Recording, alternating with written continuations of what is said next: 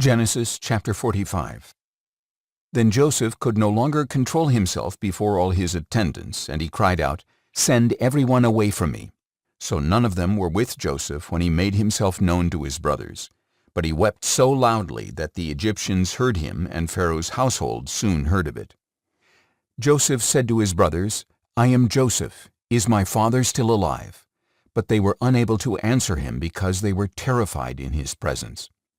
Then Joseph said to his brothers, "Please come near me," and they did so. "I am Joseph your brother," he said, "the one you sold into Egypt. And now do not be distressed or angry with yourselves that you sold me into this place, because it was to save lives that God sent me before you. For the famine has covered the land these 2 years, and there will be 5 more years without plowing or harvesting. God sent me before you to preserve you as a remnant on the earth and to save your lives by a great deliverance.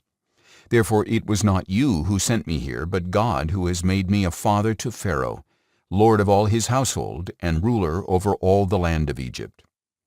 Now return quickly to my father and tell him, 'This is what your son Joseph says. God has made me Lord of all Egypt. Come down to me without delay. You shall settle in the land of Goshen and be near me, you and your children and grandchildren, your flocks and herds and everything you own. And there I will provide for you, because there will be 5 more years of famine. Otherwise you and your household and everything you own will come to destitution. Behold, you and my brother Benjamin can see that I, Joseph, am the one speaking with you. Tell my father about all my splendor in Egypt and everything you have seen, and bring my father down here quickly." Then Joseph threw his arms around his brother Benjamin and wept, and Benjamin wept as they embraced. Joseph kissed each of his brothers as he wept over them, and afterward his brothers talked with him. When the news reached Pharaoh's house that Joseph's brothers had come, Pharaoh and his servants were pleased. Pharaoh said to Joseph, "Tell your brothers, do as follows. Load your animals and return to the land of Canaan. Then bring your father and your families and return to me. I will give you the best of the land of Egypt, and you shall eat from the fat of the land." You are also directed to tell them, "Take wagons from the land of Egypt for your young children and your wives, and bring your father and come back. But pay no regard to your belongings, for the best of all the land of Egypt is yours."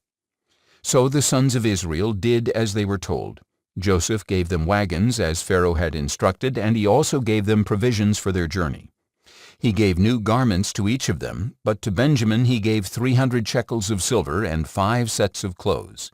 And he sent to his father the following: 10 donkeys loaded with the best of Egypt, and 10 female donkeys loaded with grain and bread and provisions for his father's journey. Then Joseph sent his brothers on their way, and as they were leaving he said to them, "Do not quarrel on the way." So the brothers went up out of Egypt and came to their father Jacob in the land of Canaan. "Joseph is still alive," they said, "and he is ruler over all the land of Egypt." But Jacob was stunned, for he did not believe them. However, when they relayed all that Joseph had told them, and when he saw the wagons that Joseph had sent to carry him back, the spirit of their father Jacob was revived. "Enough," declared Israel. "My son Joseph is still alive. I will go to see him before I die."